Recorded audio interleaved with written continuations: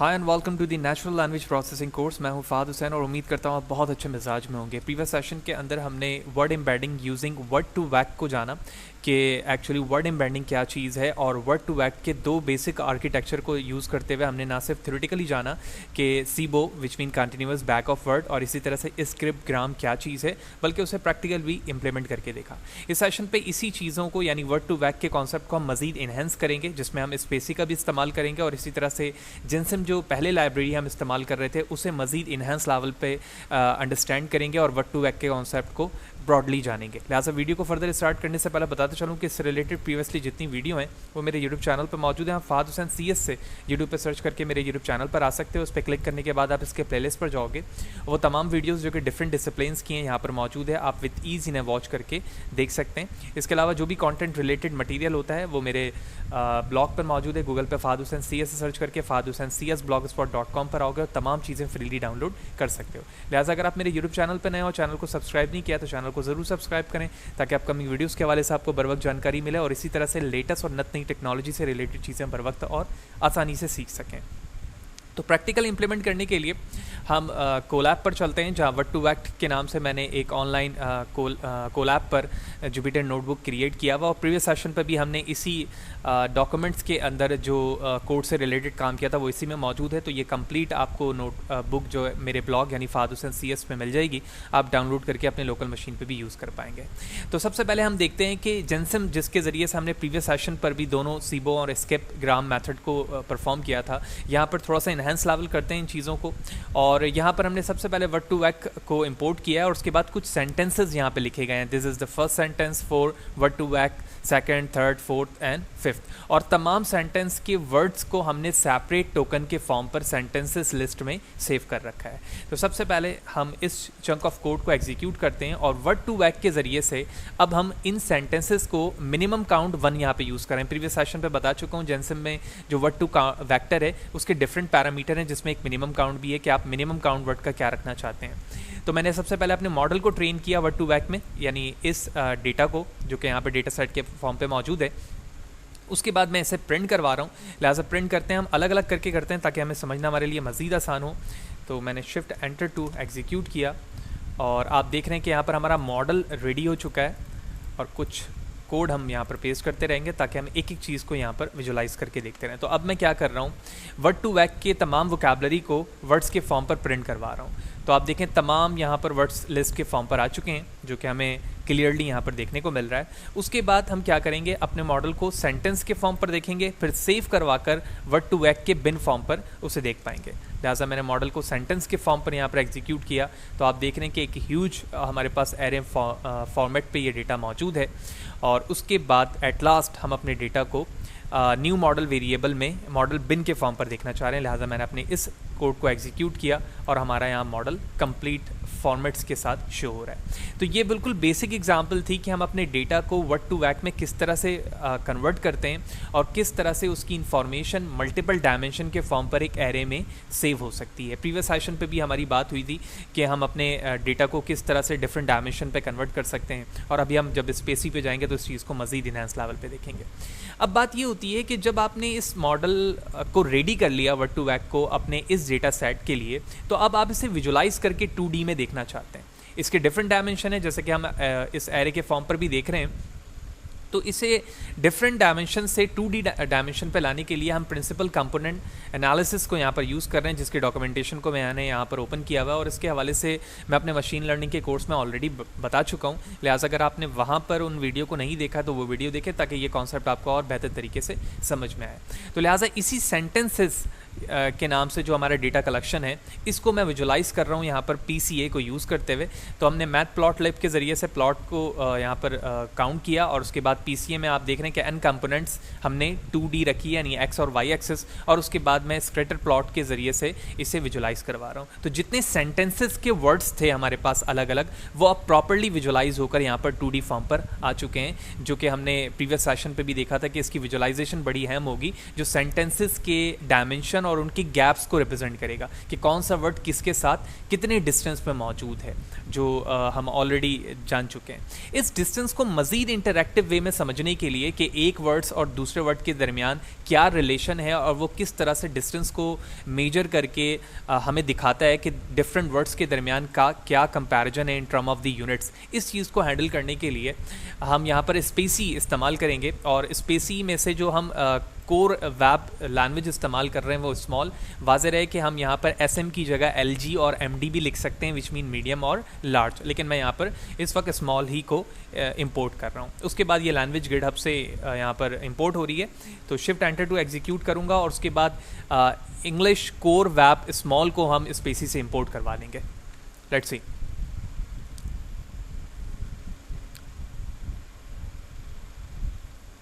Okay, now it's installed. और अब आप चाहें तो रीस्टार्ट रन टाइम कर सकते हैं, तो वो भी मैं कर लेता हूँ ताकि ये प्रॉपर्ली इंस्टॉल हो जाए और उसके बाद हम इस चंक ऑफ कोड को दोबारा एग्जीक्यूट करेंगे। Okay, now it's successfully installed now.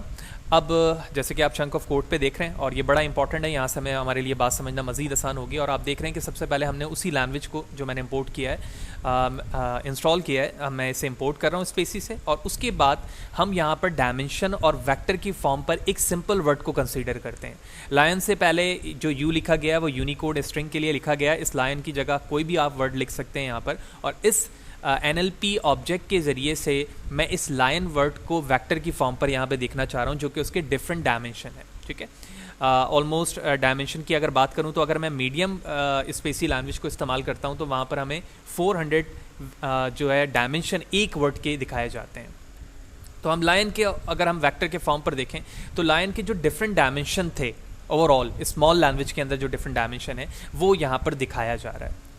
तो अगर मैं इसी लायन जो हमारे पास एक स्पेसिफिक टोकन या वर्ड है, इसके डायमेंशन देखना चाहूँ, जो डायमेंशन यहाँ पर in term of the array मौजूद है, तो अगर मैं इसकी शेप्स को कॉल करूँ तो हमें डायमेंशन का भी पता चल जाएगा। तो मैंने डॉट शेप लिखकर एंटर प्रेस किया तो इस वक्त इसके 96 शेप्स हैं। अच्छा, जैसे कि मैंने पहले बताया कि अगर मैं मीडियम या लार्ज को देखूं तो वहाँ पर जो लैंग्वेज की डायमेंशन है वो ज़्यादा हो सकते हैं, 400 हो सकते हैं या 600 हो सकते हैं, यानी एक वर्ड के डिफरेंट डायमेंशंस के फॉर्म पर वो होगा, जिसके ज़रिए से कोसाइन सिमिलरिटीज़ डिफरेंट वर्ड्स के दरमियान देखी जाएंगी। इस वक्त मैं स्मॉल यूज़ कर रहा हूँ तो लिहाजा इसके 96 डायमेंशन है और वो 96 वैल्यूज़ भी हमारे पास आ रही थी। जिस तरह से मैं एक वर्ड देख रहा हूँ उसी तरह से मैं एक सेंटेंस भी देख सकता हूँ। वाज़ेह रहे जब इस सेंटेंस की डायमेंशन को देखा जाएगा तो हर एक स्पेसिफिक वर्ड की dimension 96, 300, 400 whatever according to the your web language होगी।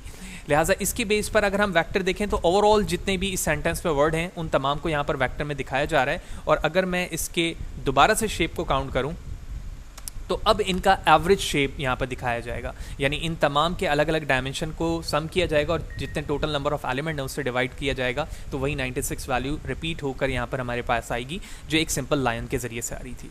अब हमने यहाँ पर मज़ीद स्पेसी को अंडरस्टैंड करने के लिए 3 वर्ड्स देखा, यहाँ पर लिखा है, और इन 3 वर्ड्स के दरमियान हम एक कॉम्बिनेशन या पेयरिंग देखना चाह रहे हैं with respect to the cosine similarities among of these 3 words with respect to the 96, 96 and 96 dimensions।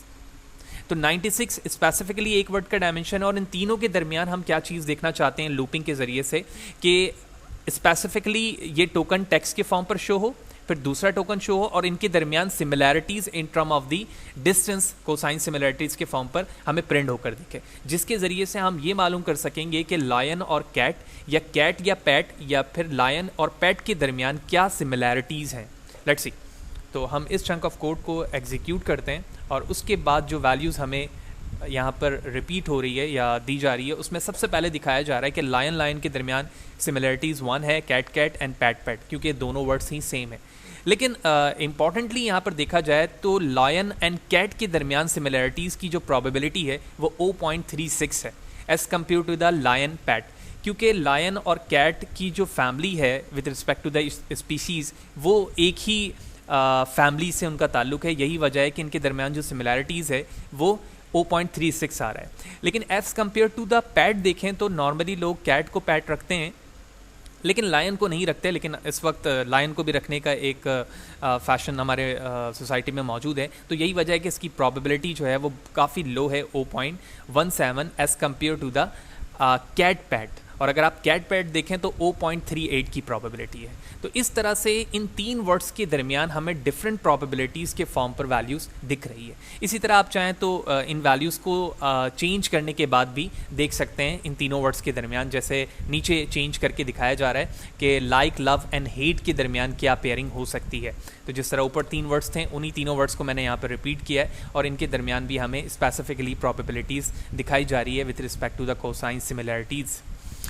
Eight last हमारे पास जो फॉर लूप है नेस्टेड का, इसके ज़रिए से हम ये भी देख सकते हैं कि कोई स्पेसिफिक वर्ड जो कि फॉर एग्जांपल इंग्लिश का नहीं है या फिर वो टोकन के फॉर्म पर स्पेसी में मौजूद नहीं है, तो उसको भी हम रिपीट करवा के कॉल करके डिस्प्ले करवा सकते हैं, जिसे हम यहाँ पर OOV से रिप्रेजेंट करते हैं। ये OO और V स्टैंड फॉर क्या, ये आउट ऑफ वोकेबलरी को कंसीडर करता है, यानी फॉर एग्जांपल अगर वो वर्ड हमारे पास इंग्लिश के मौजूद नहीं है या स्पेसी की लाइब्रेरी में मौजूद नहीं है तो वो उसे आउट ऑफ वोकेबलरी शो करेगा, जबकि हैज़ वेक्टर यहाँ पर बताएगा कि ये वेक्टर है या नहीं। और वेक्टराइज नॉर्मलाइज फॉर्म जो है, वो जो नॉर्मलाइजेशन होती है L1 या L2 जो नॉर्मलाइज में इस्तेमाल होती है मशीन लर्निंग में, हम ये डिस्कस कर चुके हैं। तो इनकी तमाम जो डिस्टेंस वैल्यू होगी वो नॉर्मलाइज्ड फॉर्म पर यहाँ पर शो होगी।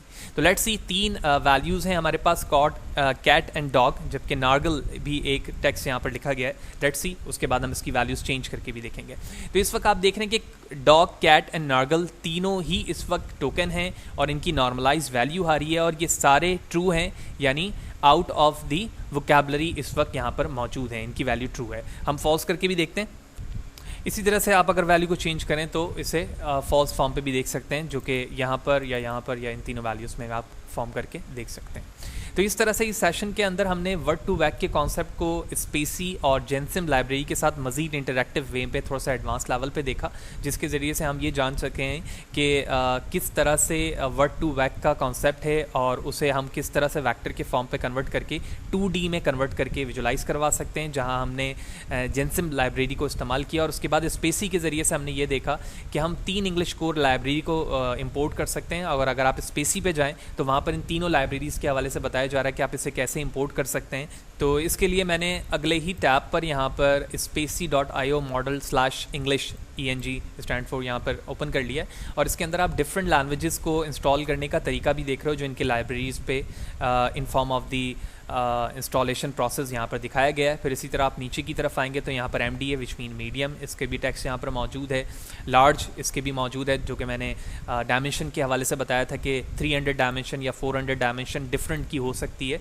इस वक्त LG में यहाँ पर कुछ और यूनिट है, यहाँ पर देख रहे हैं आप स्मॉल पे मीडियम में यहाँ पर है, जबकि स्मॉल के अंदर जो डायमेंशन है वो काफ़ी लो थी, वो 96 की थी जो अभी हमने देखा भी है। तो उसके डायमेंशन अलग अलग हो सकते हैं। तो जब आप इसको इंस्टॉल करेंगे और इसके रिस्पेक्ट से काम करके देखेंगे तो आप मज़ीद इंटरैक्टिव वे में इन चीज़ों को समझ पाएंगे जो अभी मैंने इस वीडियो सेशन के अंदर आपको बताया। लिहाजा होपफुली कोई भी अगर चीज़ें आपको क्लियर ना हो तो कमेंट सेशन पर ज़रूर पूछो, कोशिश करूँगा इस हवाले से आपको बर वक्त जवाब दे सकूँ। वीडियो अच्छी लगी हो तो लाइक करें, ज़्यादा से ज़्यादा लोगों को शेयर करें, और अगर मेरे चैनल को सब्सक्राइब नहीं किया है तो चैनल को ज़रूर सब्सक्राइब करें ताकि अपकमिंग वीडियोज़ के हवाले से आपको बर वक्त जानकारी मिले। ये तमाम कोड आपको मेरे ब्लॉग fahadhusaincs.blogspot.com पे मिल जाएगा, जहाँ से आप फ्रीली प्रेजेंटेशन, स्लाइड, कोड, तमाम चीज़ें फ्रीली डाउनलोड कर पाएंगे। Thank you.